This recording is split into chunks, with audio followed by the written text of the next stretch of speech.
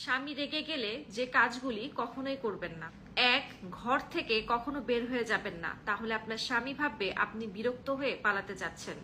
বরং ততক্ষণ তার কথাগুলি শুনবেন যতক্ষণ সে শান্ত না হচ্ছে। দুই, স্বামীর সাথে লম্বা সময় পর্যন্ত কথা বলা বন্ধ করবেন না, এটা দুধারী তরবারির চাইতেও মারাত্মক। তিন, স্বামীর মাথা ঠান্ডা হলে যদি আপনার সাথে আপোষ করতে আসে কখনো মুখ ঝামটি দিয়ে দূরে সরিয়ে দিবেন না, এতে করে দূরত্বটা অনেক বেড়ে যাবে। আপনার স্বামী একা থাকতে অভ্যস্ত হয়ে যাবে এবং তাকে প্রচন্ড জেদের দিকে ঠেলে দিবে। চার, স্বামী রাগান্বিত থাকা অবস্থায় তার পছন্দের খাবার এবং চা পানি ঘন ঘন দিবেন এবং বলবেন তুমি অনেক ক্লান্ত, এগুলো পান করো এবং খাও। দেখবেন আপনার এই ভালো ব্যবহারে আপনার স্বামী নিজ থেকেই আপনার কাছে আত্মসমর্পণ করছে, তার ভুল স্বীকার করছে। পাঁচ, স্বামী রাগের মাথায় যা বলবে সেটা কখনো বিশ্বাস করবেন না এবং মনের ভিতরে পুষে রাখবেন না।